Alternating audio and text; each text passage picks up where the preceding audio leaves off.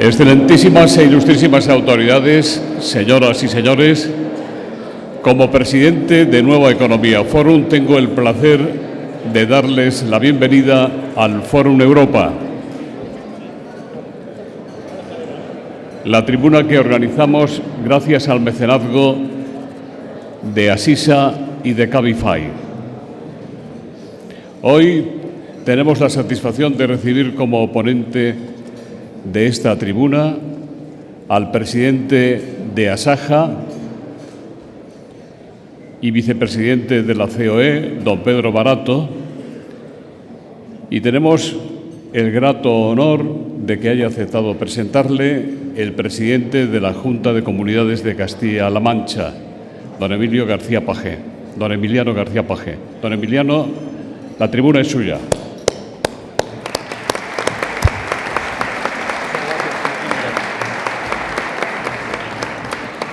Muy buenos días. Muchísimas gracias por invitarme a esta presentación. Y con su permiso, y siendo muy breve, como entenderán, hoy el protagonista es Pedro.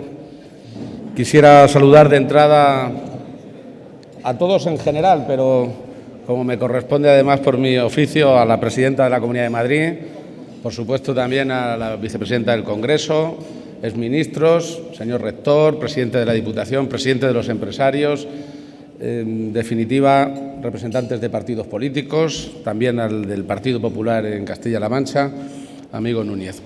Y, en definitiva, muy buenos días.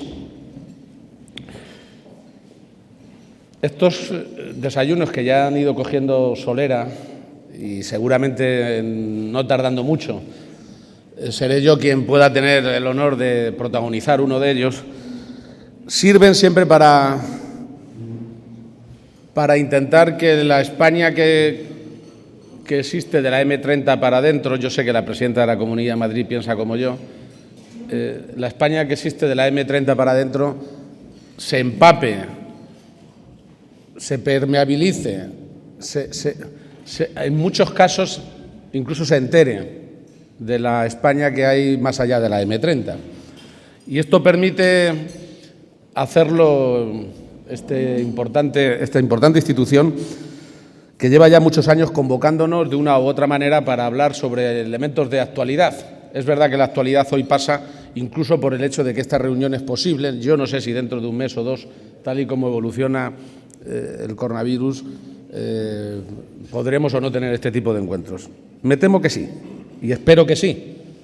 De hecho, en un país como el nuestro, España, que somos un tanto melodramáticos, o más bien nos apuntamos más bien a la tragedia y a la comedia según las fechas. Cuando nos da por celebrar las cosas, tiramos más cohetes que nadie, y cuando nos da por lamentarlas, da toda la impresión de que el fallecido siempre es de nuestra familia.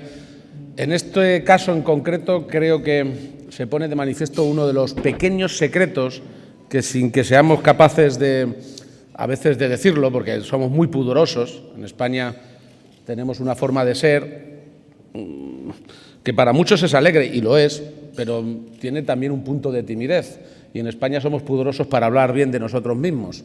De hecho, en este país, alguna vez ya me lo habrán escuchado, cuando alguien se cae, antes que ver si se ha hecho daño, mira si le ha visto a alguien. Este concepto que viene de lejos nos impide a veces reconocer méritos, y uno tiene que ver, por ejemplo, en cómo se está abordando, con lo complejo que es y con la cantidad de administraciones que operamos, cómo se está abordando la crisis en relación con este virus ya tan famoso.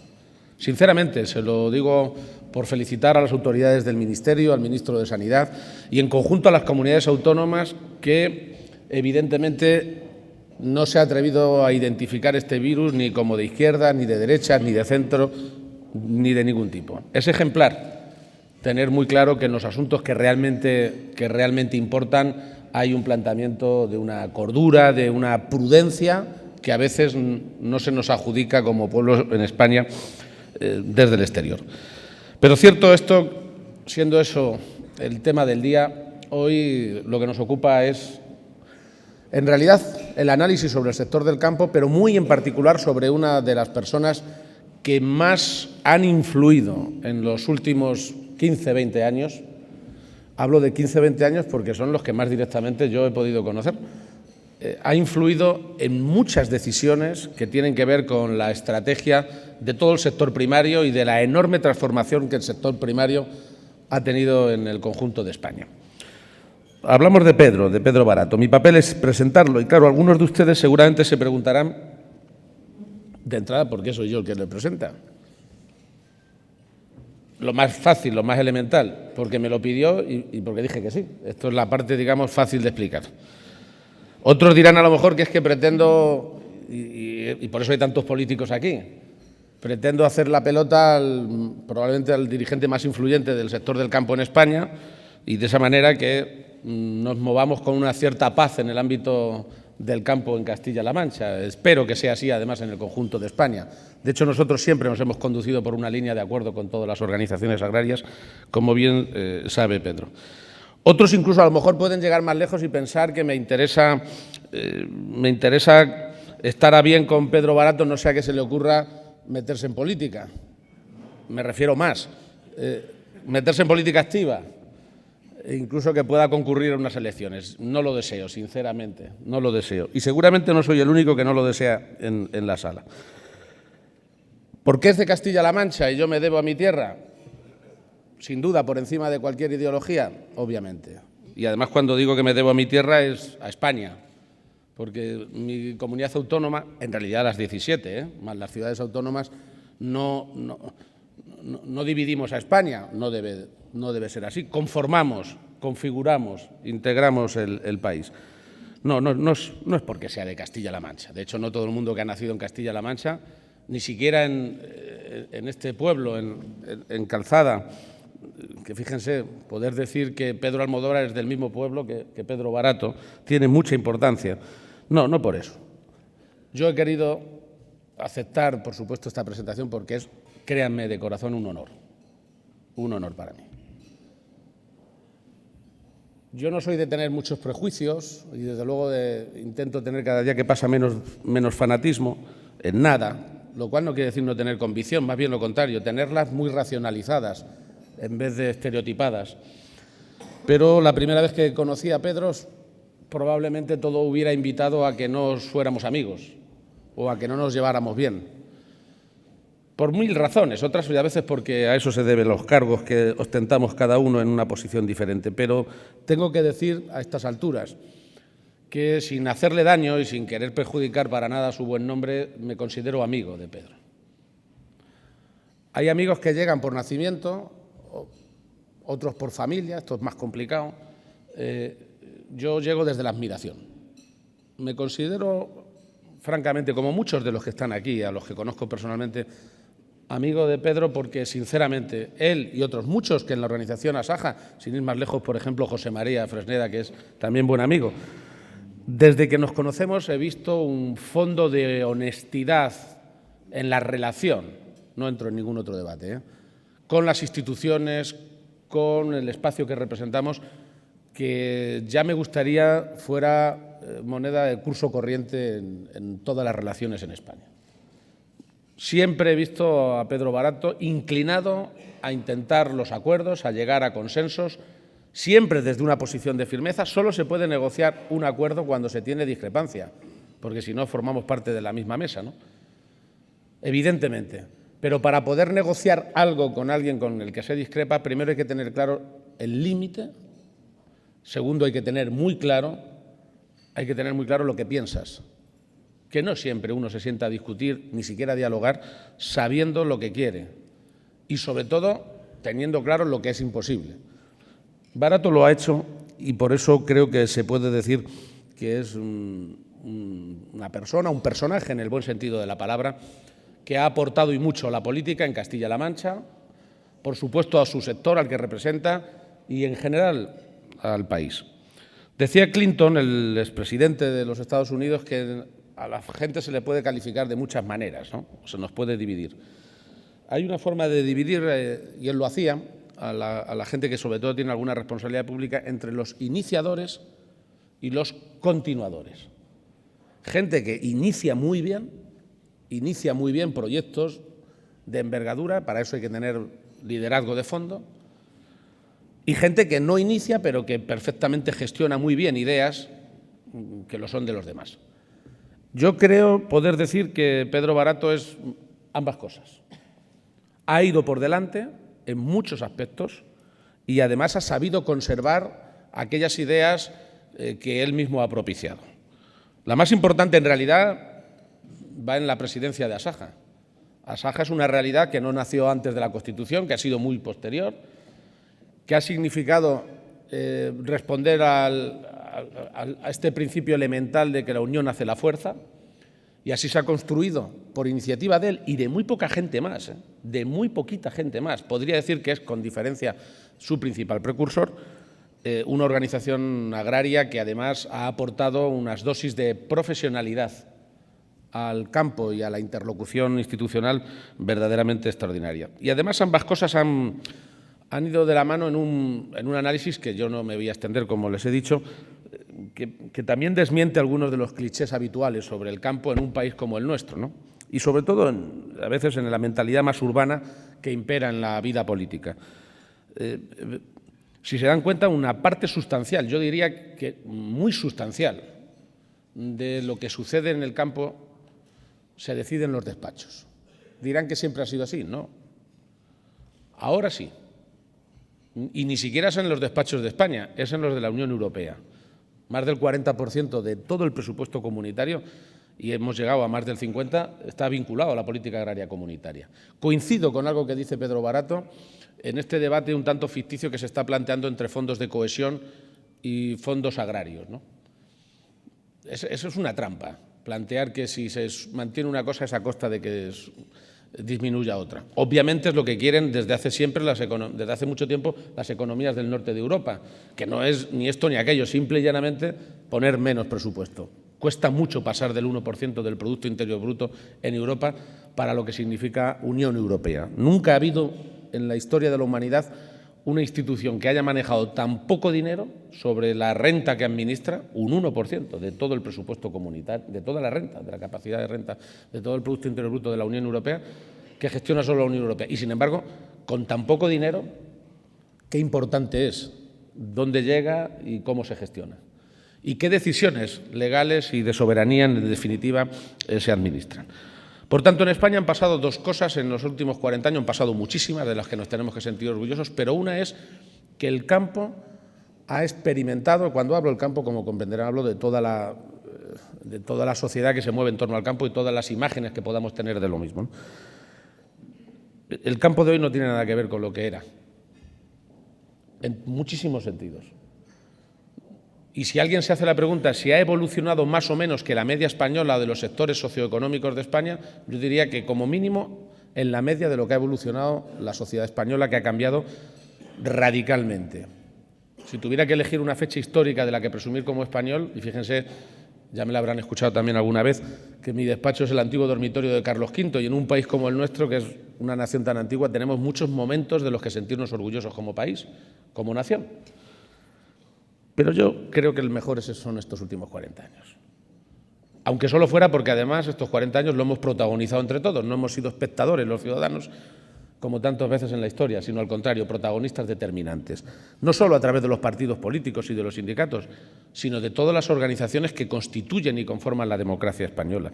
No ha habido nunca un momento de mayor transformación, de mayor avance, e incluso hasta el momento que estalló la crisis económica reciente, en la que todavía estamos, incluso de mayor cohesión y acercamiento de renta entre unos españoles y otros.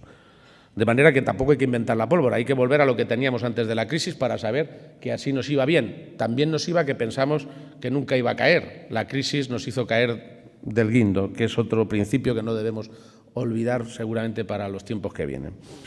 El caso es que la transformación del campo ha ido en paralelo a la profesionalización de la interlocución del campo.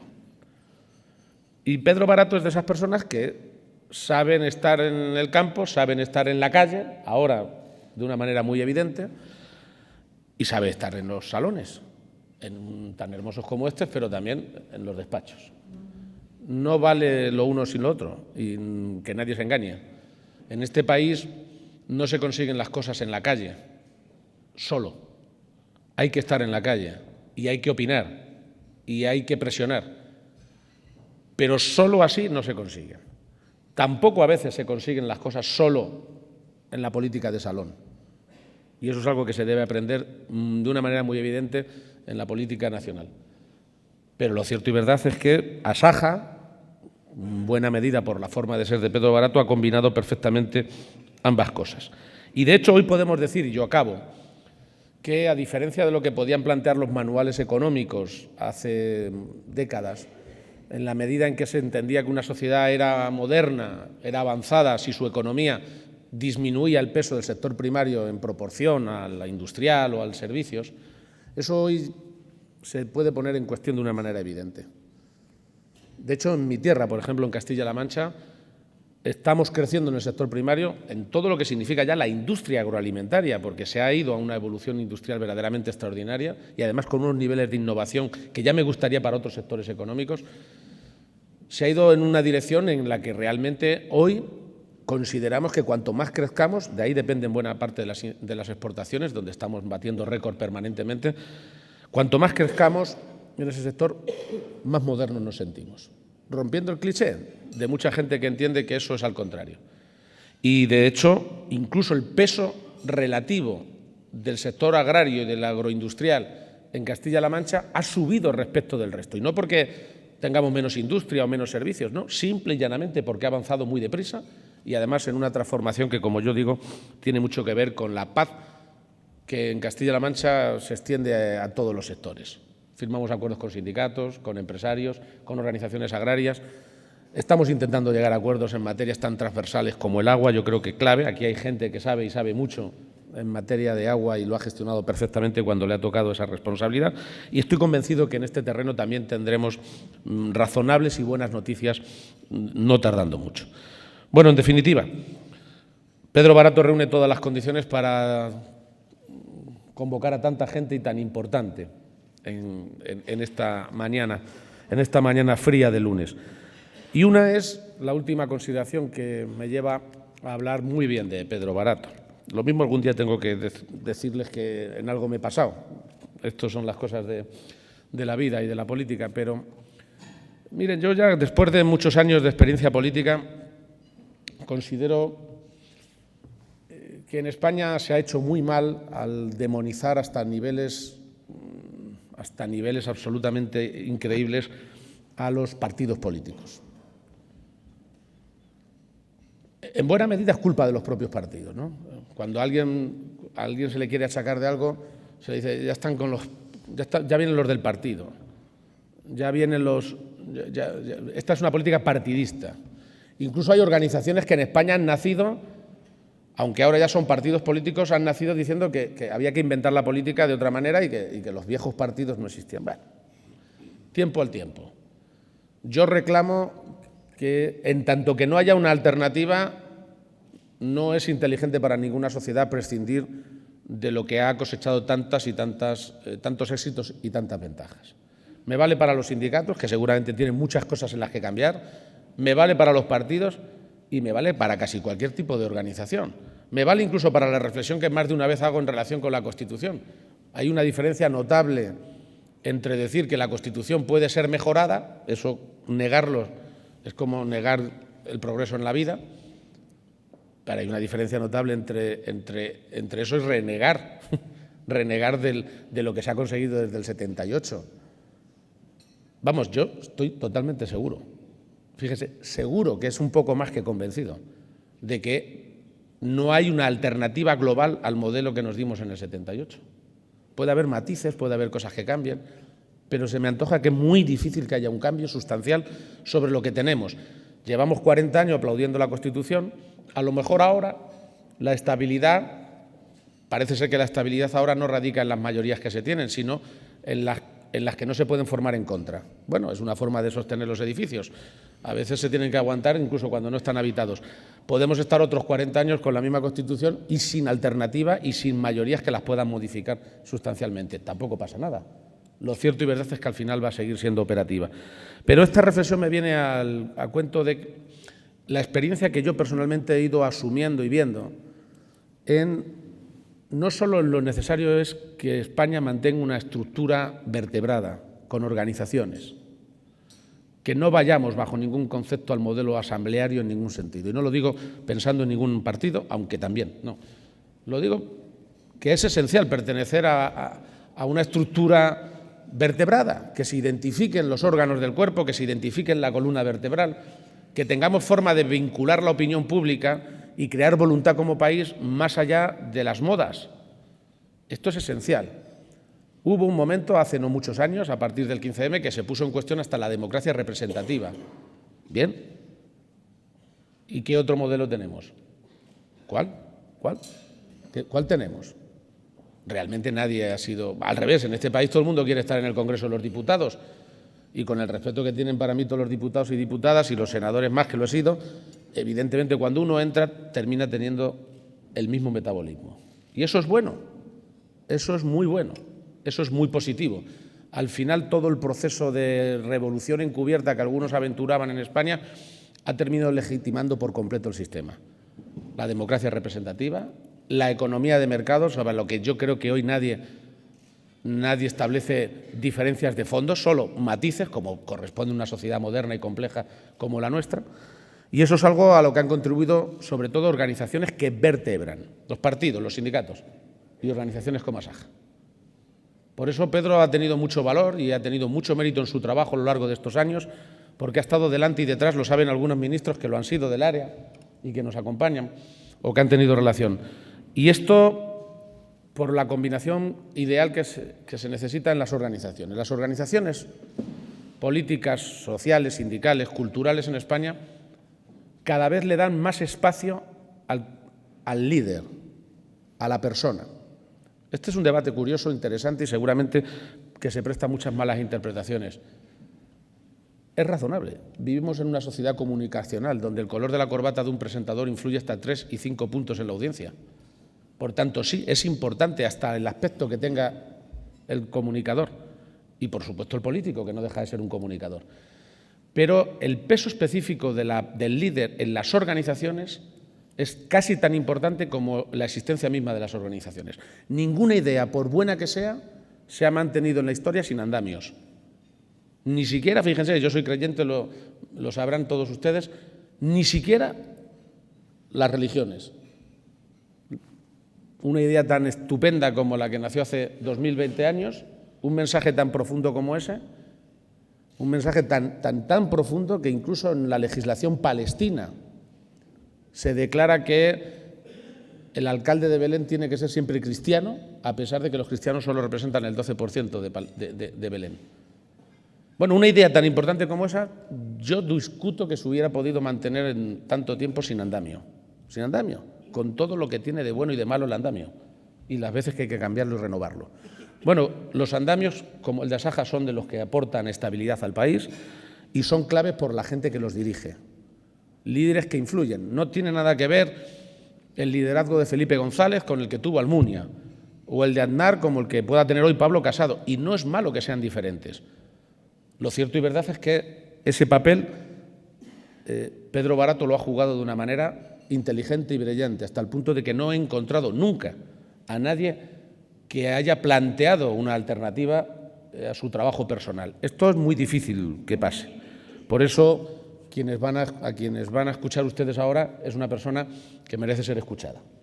Por lo que sabe del campo, por lo que sabe de la realidad política española, por las ideas que va a aportar. Yo también participo de la necesidad de una legislación que en estos momentos establezca garantías en la cadena de precios. Seguramente no es la panacea, que a eso se le necesita incorporar otras decisiones, pero lo cierto y verdad es que solo desde la movilización y la negociación llegarán decisiones y soluciones de medio y de largo plazo, que son las importantes y que además puede aportar gente con la enorme experiencia que tiene Pedro Barato. Además tiene una virtud que no tenemos los demás y que es muy difícil, y es el presidente de la Organización de Jóvenes Agricultores.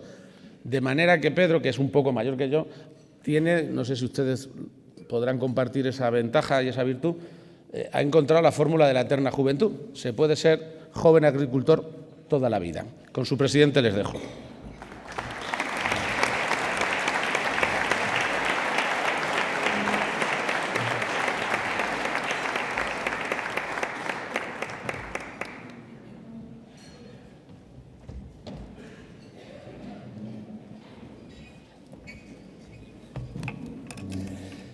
Buenos días.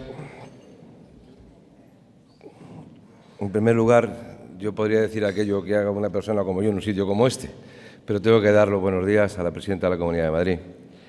En primer lugar, también a todas las personas que están en esta mesa presidencial, que han tenido responsabilidades políticas, empezando por el Partido Popular de Castilla-La Mancha, con su presidente aquí, que yo agradezco.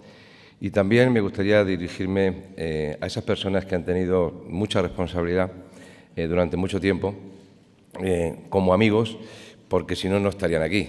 Tengo a exministros, tengo a exconsejeros, tengo a consejeros, al rector de la universidad, al ex-rector, por decirlo, al magnífico a Luis Arroyo. Algo tendremos, estas personas y yo mismo, donde a lo largo de nuestra historia pues hemos tenido muchas relaciones, hemos tenido situaciones más complicadas, menos complicadas, pero desde luego para mí es un placer tener aquí a exministros, a exconsejeros y también a diputados, eurodiputados aquí que están esta mañana con nosotros. También agradecer la presencia de sectores, para que no se me olvide ninguno por el cariño que les tengo. Mis amigos de la pesca también están aquí. Están también todo lo que es la distribución, industria, la cadena, presidente de las cooperativas, presidentes de otras organizaciones agrarias, los presidentes de Asaja de muchos territorios, no todos han podido venir, también están esta mañana con nosotros, cámaras de comercio y en algo que yo creo y que otros me critican mucho. Yo creo mucho en las diputaciones y está también el presidente de la Diputación de Ciudad Real aquí presente. A lo largo de mi vida y de mi historia pues he hecho buenos amigos, también seguro no tantos amigos, pero sí puedo presumir que el diálogo y la palabra siempre ha sido mi fortaleza en mi trabajo diario. Aquí hay una situación que tenemos en la actualidad donde yo quiero esta mañana desgranar un poquito, pero me van a permitir que antes de nada pues le den las gracias al presentador. Y yo me gustaría decir algo tan sencillo como que yo quiero llevar a la normalidad que el presidente de mi comunidad autónoma me presente, y punto. Pero parece ser que lo anormal es buscar 3 pies al gato por un lado y 3 pies al perro por otro. Pues no, personas que en algunos momentos podemos pensar hasta distinto y diferente, que no somos del mismo equipo de fútbol, pero que nos une casi el lugar de nacimiento, él en Puerto Llano y yo en Calzada de Calatrava. Y que encima es una persona que a lo largo de la historia yo no he enredado en mi vida profesional, lo único que he hecho ha sido apostar y apoyar a mi tierra vía las instituciones que hoy él representa como presidente del Gobierno. Por lo tanto, Emiliano, gracias y gracias sinceras, porque creo que es lo que tenemos que impregnarnos es de normalidad. Y esto es normal, y así quiero yo llevar las cosas en mi vida. Y es tan normal que a lo largo de nuestra vida y a lo largo de nuestros trabajos, pues pueda haber situaciones comprometidas o situaciones no entendibles. Pero que hoy el presidente del Gobierno del Partido Socialista esté aquí, de Castilla-La Mancha, que el presidente del Partido Popular esté aquí presente, algo estaremos haciendo bien, aunque no sea nada más que estar por lo menos viendo cómo hacemos las cosas mejor. Y ahí, dentro de nuestra pequeña historia, hay que tener reconocimientos y ser agradecidos. Ser agradecidos porque no todo puede estar mal en la sociedad española. No van a oír ustedes en mis palabras esta mañana, como aquí, el derrotista, el llorón, el que esto no tiene solución. La tiene, claro que la tiene. La tiene porque tenemos una universidad donde nos ha enseñado. Si yo les digo que en la Universidad de Castilla-La Mancha, algo increíble, aquí está el rector y el magnífico emérito don Luis Arroyo. Si yo les digo que en la Universidad de Castilla-La Mancha, con absoluta normalidad, tenemos un instituto de recursos cinegéticos para hablar de la caza, para ver cómo gestionamos la caza, para ver cómo gestionamos lo que es la sanidad. Bendito sea Dios. Muy bien. Pero es que tenemos personas que a lo largo de nuestra vida profesional nos han enseñado, no solamente en la universidad, sino que también en otros sectores de la economía, en otros sectores, que lo público y lo privado pueden convivir perfectamente. Presidente de la Universidad Alfonso X el Sabio, que tanto está haciendo por algo como es el sector ganadero, creando nuevas iniciativas. ¿Por qué? ¿Por qué tenemos que? Esa es la realidad de nuestro país y esa es la realidad de nuestras personas. Pero, dicho todas estas introducciones, seguro que se me olvida alguien. Yo, muchas gracias por estar aquí. Veo a Rosa también, diputada de Ciudad Real. Gracias por estar aquí esta mañana. Gracias, Padre Ángel. Los alimentos, usted sabe qué buena solución son para algunas necesidades que nosotros colaboramos. Yo quisiera esta mañana dar unas pinceladas de qué es lo que está ocurriendo y qué es lo que está pasando en el sector agrario español. Y antes de nada, quisiera hacer una afirmación importante. Y la afirmación importante es que hace unos días yo vine a un desayuno y un director de un periódico dijo, sin ningún tipo de problema, que le presentaba a Antonio Garamendi, que disculpo que se tenía que ir hace un momento, pero está también el secretario general de CEPIME.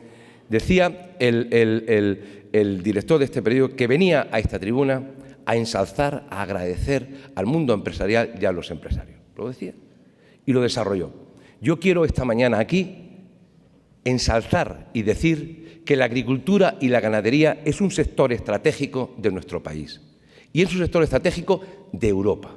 Y como tal, tenemos que ir sumando para hacerlo cada vez más estratégico. Comentaba yo en broma, porque tuve el privilegio de conocerlo, que nos presentaba la Comunidad de Madrid un proyecto de 100 millones de euros, Proyecto Terra, para hacer las cosas un poco mejor. No lo tiene fácil, pero si no empezamos a hacerlo, no se puede decir hasta dónde hemos llegado. Hemos tenido y tenemos al consejero de Castilla y León, donde situaciones que yo desconocía, como es el Instituto de la Viticultura, qué bien estamos haciendo las cosas. Ese es el camino. Por lo tanto, si es un sector estratégico, y yo quiero ponerlo de manifiesto, ¿por qué y para qué estamos aquí esta mañana? Primero, estamos en unas movilizaciones donde yo pido, por lo menos, el agradecimiento y el reconocimiento a la sociedad española, que nos ha entendido por primera vez de lo que estamos haciendo y pidiendo y exigiendo a los poderes públicos. Y si esto es así, también quiero agradecer a los medios de comunicación el tratamiento que están llevando a cabo en estas movilizaciones que estamos haciendo estos días. Pero hay un éxito, señores, y el éxito está sentados en esta mesa. Secretario general de la COAG, no ha podido venir el secretario general de la UPA, pero está Monse, donde ha habido una unidad de acción sin precedentes en la agricultura española, sin precedentes. Y ya saben ustedes, los más viejos del lugar, que tenemos nuestras discrepancias entre la UPA, la COAG, la SAJA, tenemos nuestros modos de ver distintos, pero aquí ha habido una situación de unidad de las tres organizaciones agrarias más representativas para decirle al Gobierno, oiga, aquí están pasando cosas muy complicadas. ¿Y complicadas por qué? Alguien puede decir, ¿y por qué ahora?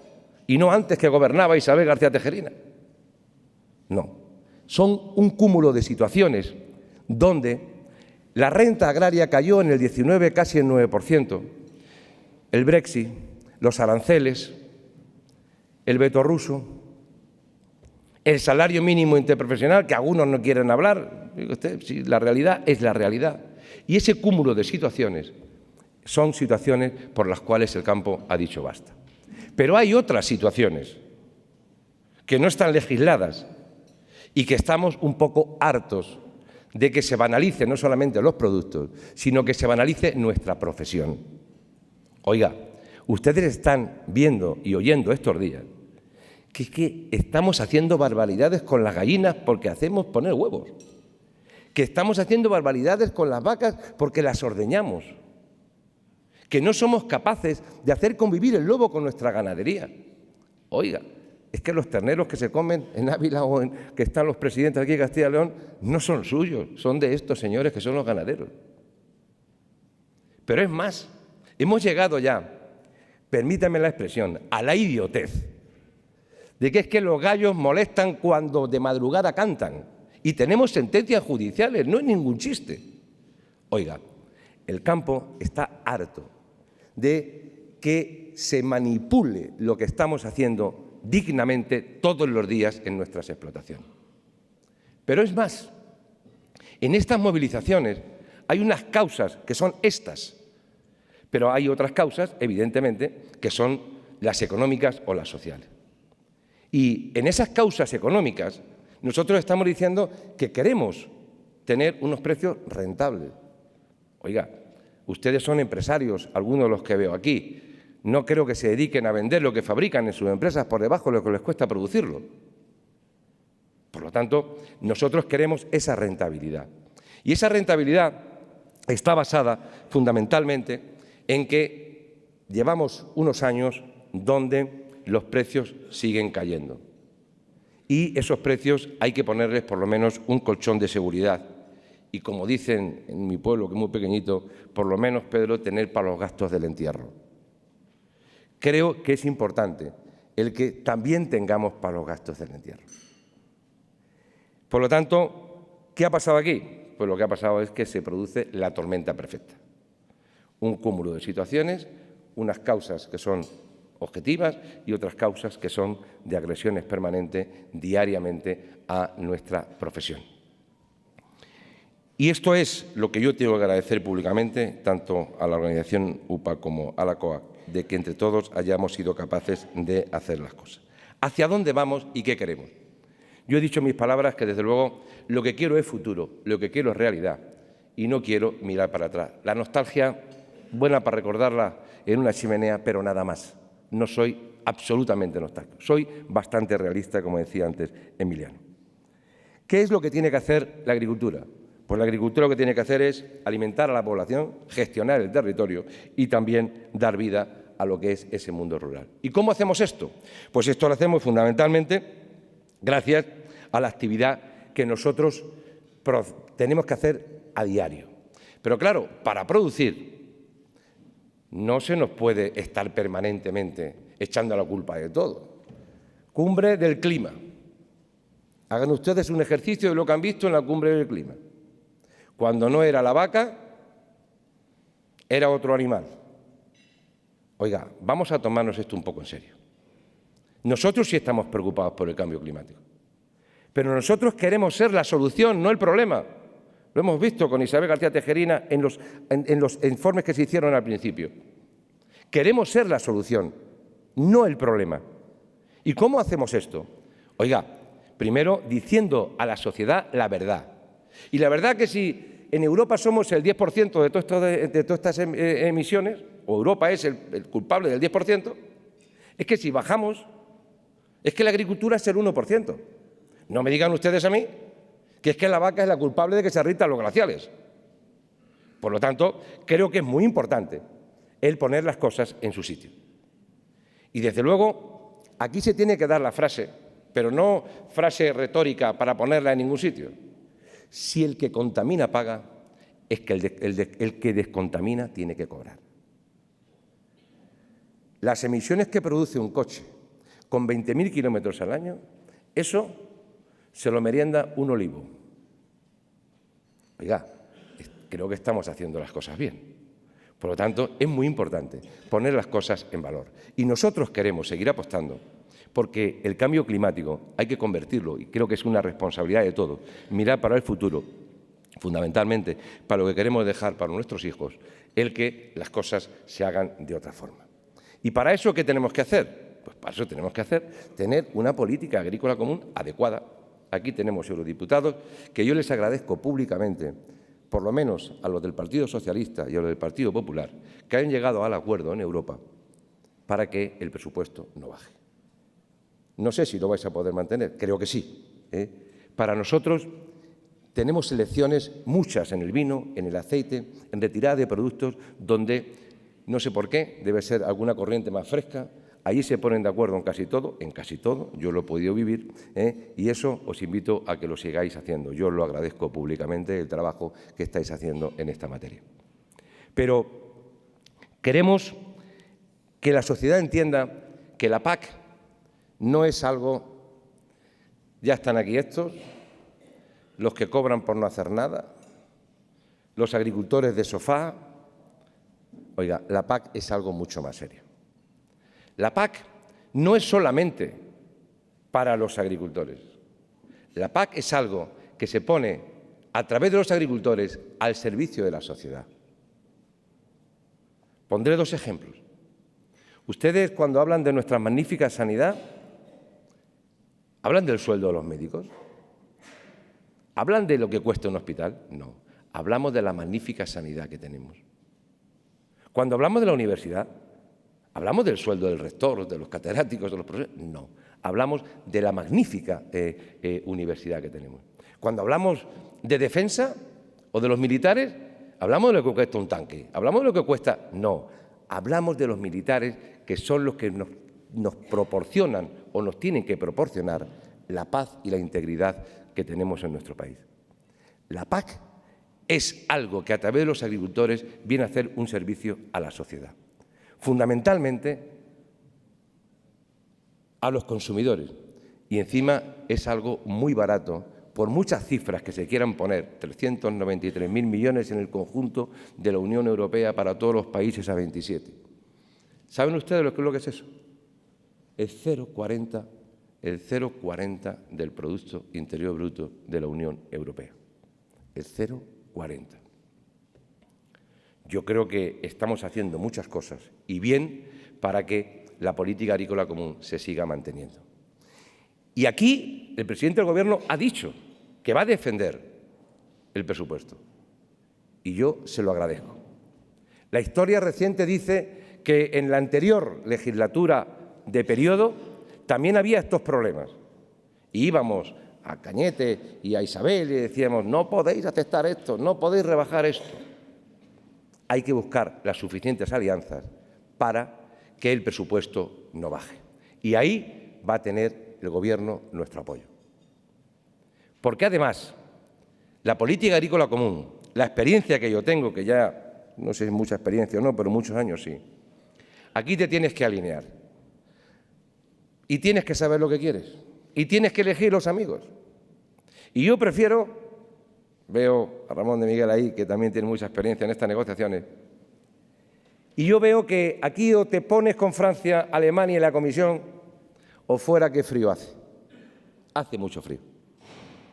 Podemos jugar a otras cosas, pero esa es la línea de trabajo. Igual que la línea de trabajo, en esto que decía yo al principio de los aranceles, hay que saber elegir. Yo tenía una llamada la semana pasada donde me decía, Pedro, estúdiame la ruta de la seda. Y yo decía, este tío está loco. No, no está loco. Lleva toda la razón del mundo. Porque es la ventana hacia China. Pero tenemos que elegir. No podemos estar diciendo que Estados Unidos hace esto o lo otro cuando nosotros no estamos haciendo lo que tenemos que hacer. Y luego nos quejamos del arancel al aceite o nos quejamos del arancel. Pero para acabar con todo este galimatías y al hilo de la política agrícola común, es muy importante el tener claro el camino que tenemos que coger. Y el camino que tenemos que coger, desde mi punto de vista, es que la PAC hay que desgranarla y la PAC hay que explicarla. Y yo aquí también, en esta tribuna, asumo la responsabilidad que el sector agrario ha tenido hasta aquí de no sabernos explicar qué hacemos, cómo lo hacemos y poner en valor todo nuestro trabajo. Porque es muy fácil llegar a cualquier sitio, abrir el frigorífico, te encuentras tomates, te encuentras pepinos, te encuentras leche, te encuentras vino, te encuentras de todo. Y yo creo que hay que explicar quién lo hace, dónde se hace, cómo se hace y con el rigor que se hace en España. Pero claro, si lo damos todo por hecho y no lo explicamos, ya saben ustedes que lo gratis no se valora. Por lo tanto, es muy importante esa situación. Y es tan importante el que haya situaciones como todo el lío este de los aranceles, donde hay que sacar lo que son los temas agroalimentarios, hay que sacarlos de la OMC, donde ni Estados Unidos cree en ella. ¿Qué tendrá que ver las ayudas de Airbus con las de Boeing y que lo pague el aceite y el vino? Señores, no puede ser. Que un hecho como es el del gas de Crimea, que sea el veto ruso el que nos impida a nosotros exportar nuestras frutas y hortalizas. Oiga, los momentos geopolíticos hay que administrarlos y tener claro qué es lo que uno quiere. Porque si no, es imposible tenerlo. Pero para esto no vale conformarse y decir que es que la Unión Europea dice que el veto ruso es para todos, menos para Alemania, que está construyendo el gasoducto. Y entonces ellos lo pueden hacer. No, hay que romper ese tipo de situaciones para que de una vez por todas podamos exportar lo que son nuestros productos también a esos países tan necesarios como es Rusia. Pero tenemos que aclararnos de qué es lo que queremos y cómo lo queremos y quién son nuestros socios para conseguirlo. Es muy importante el que todo esto de la política agrícola común, hay unos países que se llaman ahora los frugal, que me parece que son pues Austria, Dinamarca, en donde estos tíos no quieren subir nada, pero son los que más chupan. Oiga, vamos a desenmascarar esta situación, porque son los que nosotros tenemos y les vendemos más que nadie y ellos se aprovechan más que nadie de lo que es la Unión Europea. Y todos los países en desarrollo tienen una agricultura potente, muy potente y muy apoyada. Y para no dejarme ninguno, Noruega, Suiza, Rusia, Japón, Estados Unidos, Canadá, es muy importante el apoyo que estos tienen. Pero cuando estamos exigiendo en todo el lío esto de los aranceles, en todo este lío de la forma de producir que tenemos y cómo producimos, cuando nos quejábamos de las naranjas que venían de Sudáfrica, decían, ya están aquí estos, no aceptan la competencia, no aceptan los mercados. Oiga, lo que decíamos era que aceptamos la competencia, aceptamos los mercados, pero también tenemos que aceptar y hacer cumplir la forma de producir. 2 años más tarde, esas naranjas tienen 40 materias activas, nocivas, prohibidas en la Unión Europea, algunas hace 40 años. Por lo tanto, no estamos tan locos cuando estamos diciendo que hay que controlar todo ese tipo de situaciones. ¿Y por qué tenemos que controlar ese tipo de situaciones? Porque luego vienen las historias complicadas de destrucción de patrimonio en nuestro país, como es la Xylella fastidiosa, por ejemplo. ¿Eso por dónde ha entrado? Ha entrado tal vez por Rotterdam, por Ámsterdam, o no sabemos por dónde ha entrado, pero ha entrado. Y lo que queremos son controles en frontera para hacer esto. Que nosotros no tenemos nada en contra de los tomates de Marruecos, Dios mío, que queremos que se desarrollen. Lo que queremos es que los tomates de Marruecos pongan Marruecos y los de Almería pongan Almería, y no que los de Marruecos se le ponga la etiqueta de Almería. Eso es así de sencillo. Tan difícil es esto. Pues eso es lo que queremos en los mecanismos de la política agrícola común y en la política de futuro. Nosotros tenemos unos estándares de calidad que cumplimos, los más rigurosos de toda la Unión Europea. Pero estamos viendo cómo las importaciones que están llegando no tienen los mismos estándares de calidad. Que quede claro la afirmación que voy a hacer aquí esta mañana. Y la afirmación es tan sencilla como que no tenemos nada en contra de la inmigración en España. Para el campo, la inmigración no es un problema, es la solución. Ahora bien, voy terminando, si lo sabía. Es muy importante el que esa situación de la inmigración, por lo tanto, detecto cualquier abuso que haya, lo denuncio y no puedo compartirlo. Y, desde luego, el salario mínimo para nosotros es darle una puntilla a determinados fenómenos de producción que ha habido en estos últimos tiempos.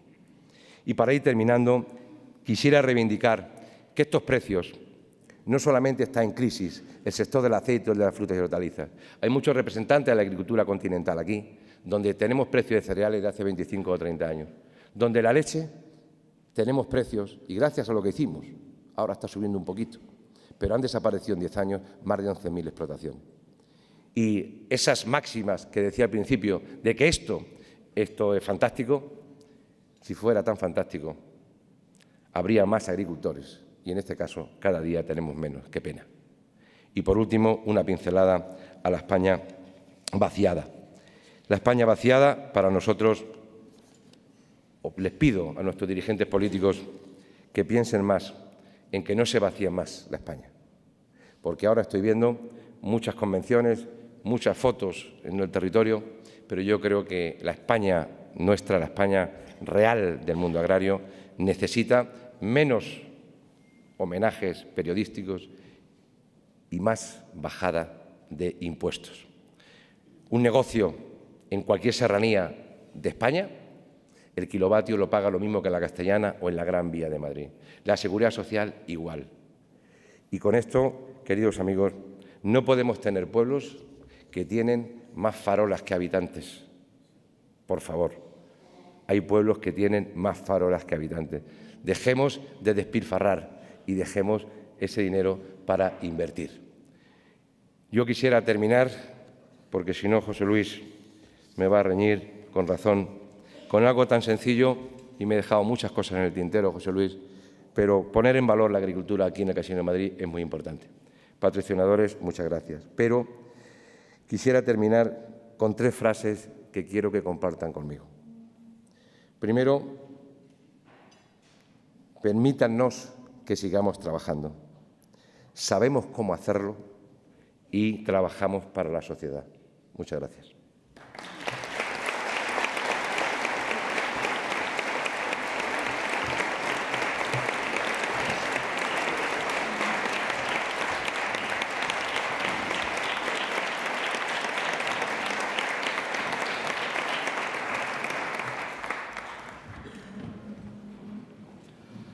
Muchas gracias, presidente, por la presentación. Muchas gracias, don Pedro, por su intervención.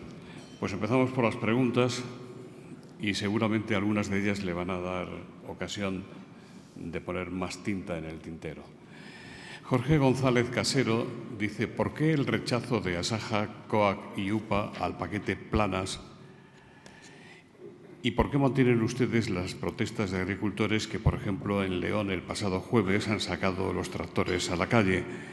El Real Decreto de Sánchez, aprobado a toda prisa para salir del paso, tiene más de improvisación, de pintura que de chapa, más de pintura que de dinero. ¿Por qué el Gobierno de España no hace lo que el Gobierno de Francia, donde se han destinado 150 millones de euros más después del Brexit, o el Gobierno alemán, donde se aprobaron 1.000 millones de euros para los próximos 4 años en una política de transición a una agricultura ecológica?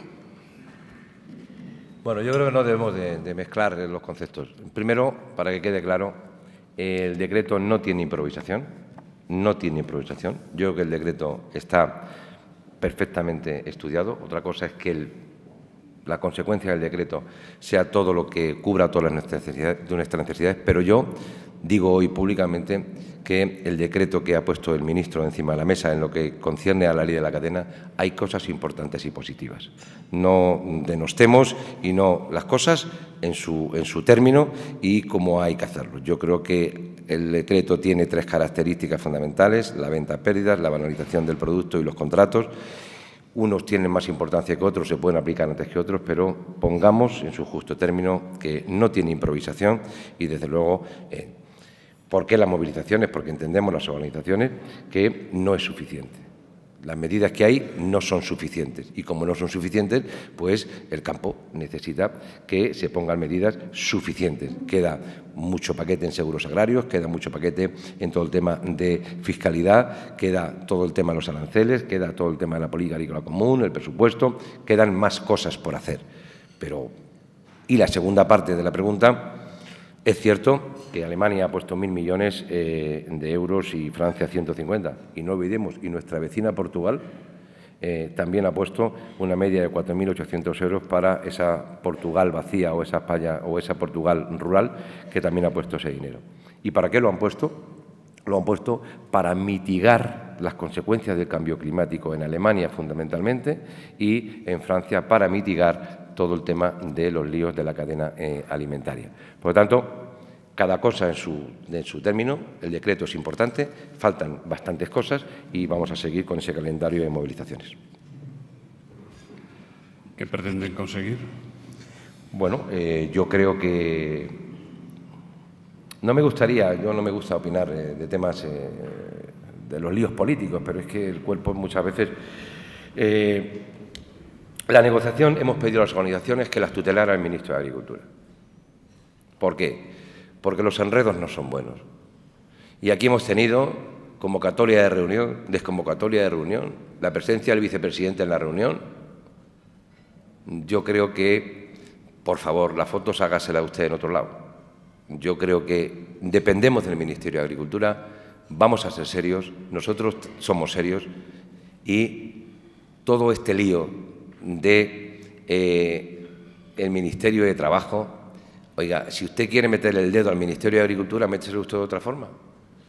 ¿Usted cree que es normal sacar un decreto ley en donde aparecen las medidas que estamos valorando positivamente y aparecen las inspecciones al campo, aparecen las peonadas?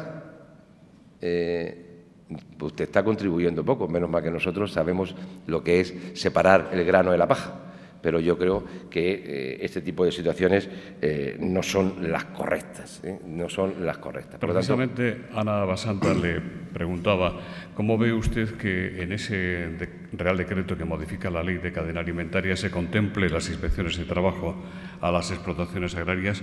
¿Qué cree usted que se pretende con ello? ¿No está pesando en esta situación el deseo de protagonismo de Unidas Podemos, empezando por el vicepresidente Pablo Iglesias, contra el que ustedes organizaron un escrache que aquí en este mismo foro el presidente de la COE censuró? Bueno, empezaré por el final. El problema es que cuánto cambia la vida cuando uno es el que hace los escraches y cuando uno es el que puede, porque no lo ha tenido, puede sufrir un escrache. ¿Cuánto cambia esto? ¿Cuánto cambia de criticar la propiedad privada a tener la propiedad privada? Cambia mucho esto. Pero no me quiero quedar en la anécdota. Yo no deseo en ningún escrache para nadie. El problema es cuando, quiero recordar, me parece que fue la vicepresidenta anterior del Gobierno, sufría este tipo de cosas. Creo que eso no es bueno para la sociedad española. Creo que las cosas hay que arreglarlas donde hay que arreglarlas, decirlas donde hay que decirlas, te guste o no te guste. Y desde luego, el tema de las inspecciones, estamos acostumbrados, pero le diré a este foro esta mañana que da pena, a mí me da mucha pena, cuando sufrimos las inspecciones en el campo y que los inspectores de trabajos van acompañados de la Guardia Civil, y digo acompañados por utilizar una... Oiga, no somos delincuentes. Ejercemos nuestro trabajo donde no hay techo, pero esto no crean ustedes que esto es que lo estoy exagerando. Esto se produce casi con bastante frecuencia, por lo menos en mi tierra, donde la gente está podando ahora, está haciendo sus tareas, y esto no es bueno. No es bueno que esto ocurra. Con normalidad, con normalidad. No creo que haya habido, o por lo menos yo la desconozco, ningún tipo de agresión a nadie. A nadie. El tema de las inspecciones están ahí. Desde luego las inspecciones tienen que servir para lo que tienen que servir, pero vuelvo a insistir, estamos acostumbrados a ellas, no tenemos ningún problema y nosotros lo que queremos es que la situación del campo pues, se corrija en el mejor sentido de la palabra. Nuria Val dice, considera suficiente la reducción de peonadas y la renta agraria para solucionar el problema del campo. ¿Qué otras medidas a largo plazo propone? ¿Son suficientes los casi 3 millones que el Gobierno estima dedicar? Vamos a ver. Yo no estoy de acuerdo en la rebaja de las peonadas, para nada. Rebajar las peonadas ya las rebajaba la señora Báñez cuando había inclemencias climáticas o cuando había situaciones de otro tipo. Rebajar las peonadas, eso es al final poner o hacer escaso la mano de obra en el campo desde nuestro punto de vista. 3 millones, esos 3 millones se refieren concretamente a todo el tema de lo que son esos fijos, pasarlos a, esos discontinuos, pasarlos a fijos, los eventuales. No, el año pasado fue Octavio Granados quien lo puso en marcha, no dio resultado, por lo tanto, esa no es la medida. La medida es, como dice un empresario, amigo mío catalán, Dice Pedro, si puedes, lo dices, ¿no? Dice este empresario, háganos ustedes la vida fácil, déjenos contratar, pónganos gente para contratar, no para multar, ¿eh? Pónganos usted gente que nos ayude a ver cómo fortalecemos el trabajo y no los líos que tenemos de las altas, las bajas, de contingencias comunes, de contingencias profesionales, un lío. Háganos ustedes la vida fácil y esa vida fácil se llama quitar papeles para la contratación. Digo para la contratación en el sentido de hacer las cosas mucho más ágiles, porque vaya ejercicio que podríamos hacer de quitar todas las normativas esas que no valen para nada, y aclaráramos un poco esto de lo que tenemos que hacer de futuro. José García Carrión le pregunta por qué se permite vender vino español a granel a Francia y que ese vino aparezca después como vino de Burdeos en otros países. Venimos pidiendo desde hace mucho tiempo que se ponga en las botellas origen España. No sé, yo creo que de este tema sabe más el señor García Carrión que yo. Permitido vender vino a granel, yo creo que se puede vender perfectamente. Lo que no se puede es manipular ni el granel ni el embotellado. Eso es lo que no se debe de hacer. Y no se debe de hacer vender vino que ponga gran reserva y no ha visto ni las virutas. Esas son las cosas que no se pueden hacer. El presidente de las cooperativas me echa una mano en esto porque estamos sufriendo bastante. Creo, mi querido amigo Pepe, que el granel ordenadamente tiene todavía, ojalá y pudiéramos vender todo en botella, pero el granel tiene una salida necesaria para nuestro sector y que vosotros estéis colaborando en ello en plan positivo, pero lo que hay que corregir es que si el vino es de La Mancha no se pueda poner Burdeos. Eso está prohibido en Burdeos y también en cualquier vino italiano. Ahí es donde, entre todos, y la ley de la cadena nos tiene que ayudar, la trazabilidad. Trazabilidad. De dónde se ha producido y dónde se ha embotellado o cómo se. Porque la trazabilidad es tan importante que pondré un ejemplo. Ustedes se acordarán de los famosos crisis de los pepinos, del E. coli. Sabíamos en 2 horas quién había producido en Málaga ese pepino. Lo sabíamos. Sabíamos el camión que lo había transportado, dónde había dormido en Castellón ese camionero. Y cuando llega a Frankfurt, qué casualidad, país súper desarrollado, se pierde la trazabilidad. Vuelvo a insistirles, señores, en España se hacen las cosas bien. Diría yo que muy bien, con unos parámetros importantísimos. Lo único que necesitamos, y vuelvo a insistir, es que se ha recompensado un poco ese esfuerzo en el valor de lo que producimos. Pero, por lo tanto, ese sería nuestro camino. Agustín Valenzuela le pregunta para cuándo la reforma del sistema actual de tarifas eléctricas para regadío, qué intereses lo impiden, y Rocío Criado quiere saber si no había margen para aumentar las bonificaciones al gasóleo agrícola. Bueno, esto sí que es una cosa que no entendemos. Tenemos una ley, la ley del 18, donde se contempla la ley de tarifas eléctricas por el tema de la sequía. Está aquí el presidente, no quería decirlo, el consejero, ex consejero de Castilla-La Mancha, que sabe de esto un poco y le interesa tanto como a nosotros, ¿no? Por el tema de los regadíos. Las tarifas, la ley la tiene desarrollada y en esa ley dice que nosotros los agricultores tenemos o la posibilidad de engancharnos 2 veces al año. Pero aprovecho para estar aquí mis amigos de Acor, en donde cuando llega Acor y pone su máquina a funcionar, porque tiene la remolacha, se engancha con 20.000 o con 30.000 o con 50.000 kilovatios, no sé cuánto será. Y cuando termina la campaña, se desconecta. Eso es lo que nosotros queremos hacer, así de sencillo, no hay más. ¿Y por qué no se puede hacer?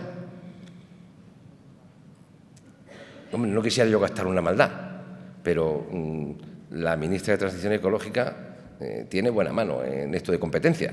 Por lo tanto, yo creo que podíamos hacer algo y no echar la culpa ahí. Y por último, el aumento del gasóleo. El gasóleo tiene unas bonificaciones que venían de ahí, donde los reglamentos comunitarios ya se bajaron un poco en la otra legislatura por reglamento comunitario y que ahora hay un compromiso de que ese impuesto de hidrocarburos, que está en torno Algunas veces me voy a las pesetas, pero en las 14,80 que teníamos, pues se rebajó a 9 y pico, 9 y algo, si no que recuerdo mal. Y no hay margen, o sea, en esto hay que reconocer que no hay margen. El Ministerio ha puesto lo que hay y lo que puede poner, o el compromiso que puede poner. Ramiro Dóriga le pregunta si no se debería poner coto a las actuaciones del monopolio de hecho que representa Agroseguro, que ha subido el importe de las primas y bajado las coberturas. Bueno, yo creo que dentro de las medidas que hay, el Ministerio quiere incrementar la partida de Agroseguro, quiere incrementar la partida, incluso llegar a lo que teníamos antes de la crisis, en torno a 320, 330 millones. De aquí también le pido a las comunidades autónomas que pongan su parte, deben de poner su parte, porque sería muy importante el complementar el círculo, pero no todo en la vida es dinero. Hay que darle una vuelta a los seguros agrarios, aquí hay representantes de Agroseguro esta mañana, hay que darle una vuelta. Y la vuelta que hay que darle, pues una vuelta sencilla. Esto no es un seguro normal. Jaime Lamo, que fue el precursor de todo este lío, siempre decía lo mismo, ¿no? Me tengo que remontar a la época de Carlos Romero después. Es que el seguro agrario no es el seguro de un coche, donde si tienes 2 o 3 golpes, la compañía te penaliza, ¿vale? Pero es que aquí los golpes te los da la madre naturaleza, te inundas, te secas, viene el granizo y no me pueden penalizar porque yo ya he tenido mala cosecha el año pasado. Eso se da. Pero es que tenemos zonas donde hemos pedido incrementar los rendimientos y hemos pedido incrementar los rendimientos para pagar más, por si acaso. Pero es que hemos pedido, sin ningún tipo de problema, el que no se escape nadie y que se universalice el seguro, que sea obligatorio el seguro. Porque nos han hecho aprender nuestros ministros, los del PP y los del PSOE, que lo que es asegurable no es indemnizable. Pues entonces cojamos el camino que tenemos que coger. Hay que darle una vuelta al seguro, pero desde luego la situación que tiene Agroseguro, espero que el nuevo presidente de ENESA nos reúna en la mesa y desde luego creo que es muy importante el tener un modelo de seguro. Pero no a ver si nos vamos a presumir del seguro y luego lo que tiene el seguro son muchas críticas a los agricultores. Vamos a ir sacando pecho a Europa, pero luego hay deficiencias en el seguro. Pondré la última, si me permite, José Luis. No puede ser que una vaca que se muere en mi casa, que está en el Valle de Alcudia, vaya en un camión, pase por toda la provincia de Ciudad Real, La Mancha, Albacete, parte de Cuenca y llegue hasta Valencia, que es donde la queman. ¿Estamos locos? Eso está ocurriendo con la recogida de cadáveres. Y luego resulta que compramos conejos para dárselos de comer al lince y al buitre. Oiga, yo creo que hemos perdido un poco el sentido común, ¿no? Entonces, todo esto es que hay que darle una vuelta para poner las cosas en valor. Yo creo que muchas veces lo que hace falta es, como yo digo, dejemos a la ciencia que actúe. Si presumimos de ingenieros, si presumimos de la universidad, dejémoslos que actúen y que nos digan qué es lo que tenemos que hacer. Yo prefiero, por muy mal que me lleve yo con el rector de Castilla-La Mancha, que no es así, que me diga lo que tengo que hacer científicamente, a que me lo diga, con todo el perdón, otros que de luego no tienen esa formación. Marta Pastor, directora de Ellas Pueden, de Radio Nacional, dice: Castilla-La Mancha es la comunidad autónoma con mayor cuota de titularidades compartidas, con 172. Un logro en igualdad, pero en sus reivindicaciones, en las de ustedes, apenas si se habla de mujeres. ¿Cuál es la valoración de Asaja sobre la situación de las mujeres agricultoras? ¿Están más afectadas que los hombres por la crisis del campo? Quisiera poner un ejemplo, pero que no se malinterprete. Muchas veces damos cosas por hechas y que la sociedad acepta. Hemos aceptado que una botella de agua vale más que 1 litro de leche o que 1 litro de vino. Y lo hemos aceptado. ¿Eso tiene razón de ser? No. Pues hemos aceptado que la mujer en el campo era un apéndice y en muchos sitios, yo he sido de un pueblo pequeño, muy pequeño, la mujer ha sido la gran salvadora de esa casa.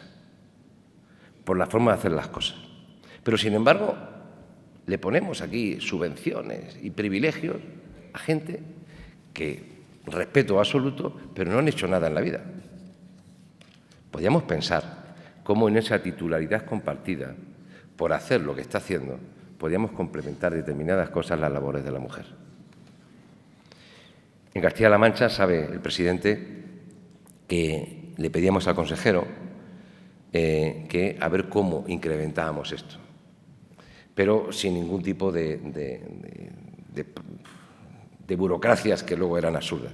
Lo hemos conseguido en parte. Tenemos que seguir un poquito más. Castilla y León también.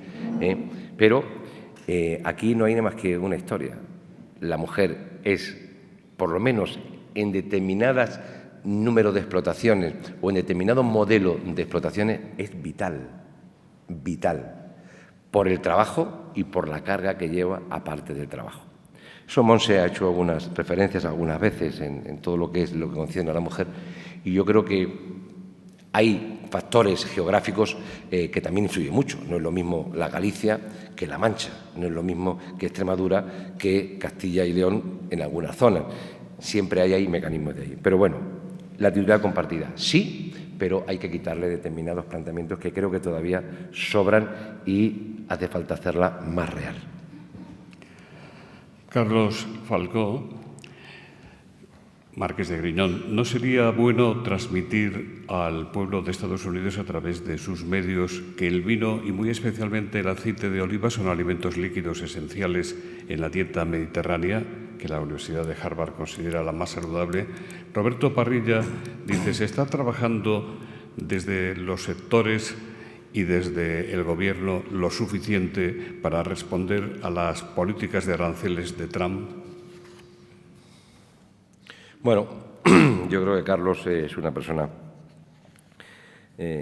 podría contar una anécdota muy íntima que nos pasó en Tomelloso hace mucho tiempo con el tema del vino, pero la vamos a dejar para otro día, porque nadie entendía que un marqués defendiera el vino como lo defendía. Yo decía, si tiene la misma situación que nosotros, si es que está como nosotros, sí que no... Y al final Carlos apoyó mucho la viticultura en aquella época y es importante. Yo creo que en el tema del aceite, incluirlo en la dieta mediterránea ya está. El problema del aceite, como de otros sectores, es que generaciones enteras luchan por conquistar un mercado y por un lío con los aviones te pegan un tortazo que te paran 300.000 toneladas de exportación. Y hemos hecho un esfuerzo tremendo, donde hemos ido tratando, conquistando mercados buenos, y situaciones de estas que no tienen que ver nada con el sector. Que lo sigamos poniendo en la dieta mediterránea, evidentemente. Que sigamos haciendo más cosas a través de las interprofesiones, en la promoción. En el aceite, la evolución que hemos tenido, está aquí el presidente también de la interprofesión del vino, pero en el aceite llevamos ya más de 10 años con la Autónoma de Barcelona haciendo estudios de la prevención del cáncer de mama. Y miro, Ana, hemos hecho estudios donde para recoger o intentar echar una mano a ese olivar tradicional que los costes se lo comen. Hemos hecho proyectos para ver la verticilosis, ¿qué hacemos? Hemos hecho proyectos, y aquí veo personas de mi tierra, de Ciudad Real, donde ver cómo ese olivar que tiene una calidad excepcional, pocos kilos, pero cómo podemos echar una mano en determinado mercado. Ya hay ejemplos en mi provincia donde están en Corea o están en otro sitio. Cantidad no, calidad sí. Pero yo creo que el aceite, incluirlo en la dieta mediterránea, incluirlo como lo estamos incluyendo en todo lo que son los colegios de médicos y todo este colectivo, es muy importante. Y en el tema de los aranceles, muy rápido. Creo que tanto tiempo el Gobierno en funciones no es bueno para influir sobre los problemas que un país puede tener. Y ahí yo creo que en ese periodo de tanto en funciones, pues yo creo que otros han hecho el trabajo, por mucho que nos quieran confundir aquí con los aviones y que unos tenían ayudas de Airbus y otros no. Pero qué casualidad que Italia no tiene aranceles a su aceite, que Francia no tiene aranceles al champán, y nosotros sí tenemos aranceles. ¿Eso es coincidencia o eso son las reglas del juego? No lo sé. La realidad es esa. Sí tengo que decir que en esta última etapa del Gobierno yo creo que las cosas se las han tomado un poco más en serio. Pero vuelvo a decir con lo de antes, mirando a Luis Arroyo con el tema del camino de la ruta de la seda o la ruta de Estados Unidos o otras rutas. Tenemos que tener claro con quién queremos estar y luego no valen lamentaciones. Si queremos apoyar a determinados países de América, pues libres, pero luego no pidamos que nos apoyen en otras cosas. ¿No se estará refiriendo usted a Venezuela? Efectivamente. El profesor Tamames dice, ¿no cree, señor Barato, que es necesaria en la agricultura grandes cooperativas y empresas agrarias societarias para tener más economías de escala? ¿No hace falta un buen fomento de las cooperativas frente a grandes superficies y exportación? El profesor Tamames, en el cual yo he aprendido mucho, no olviden ustedes que el profesor Tamames fue nuestro asesor en la cumbre de la OMC en Cancún, entre otros sitios, y que el profesor Tamames ha colaborado mucho con nosotros en esa economía más o menos liberal que el profesor Velardes y él cada año nos imparten. Pero sí es cierto, Ramón, que las cooperativas tienen que ser más grandes. Pero yo esta mañana, delante del presidente de las cooperativas de España, no me quedaría solo en ser más grande. Yo quisiera coger modelos donde esas cooperativas sean las que lleguen al lineal directamente. Como nos quedemos solamente en ser más grande, con la confianza que tengo con él, lo voy a decir, don José García Carrión nos lo va a agradecer mucho, porque él no va a invertir en almacén porque ya lo tenemos nosotros. Hay que llegar al final de la cadena. Y llegando al final de la cadena no hay que ir contra nadie, hay que ir al final. Modelos los hay, pero para eso necesitamos, si queremos el modelo holandés, necesitamos mucha formación. Holanda es el país que más invierte en formación agraria de la Unión Europea. Las consecuencias son que tiene las cooperativas más grandes de la Unión Europea y que esas cooperativas, al final, son los que llevan hasta el final del eslabón.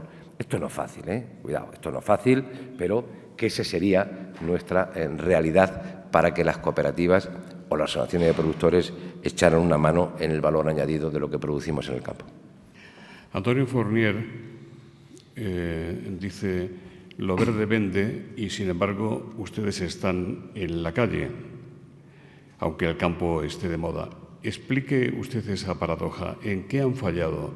¿Ha estado el campo ausente del debate? José Luis Heras, del Mundo Financiero, dice, hoy no le ha estado oyendo aquí el ministro de Agricultura, ni siquiera ha venido el secretario general, ni siquiera algunos de los directores generales. Es una muestra de la atención que el Gobierno presta a la agricultura. ¿Tan cabreados tienen ustedes al Gobierno con las movilizaciones? Bueno, yo creo que el debate que estamos teniendo estos días pues es un debate que yo agradezco y que también el sector agrario sabemos hacer las cosas. Y a nosotros no nos interesa ni enfadar ni cabrear a nadie. Lo que nos interesa es que nos entiendan, que nos comprendan y que nos reconozcan la labor que estamos haciendo en nuestro país.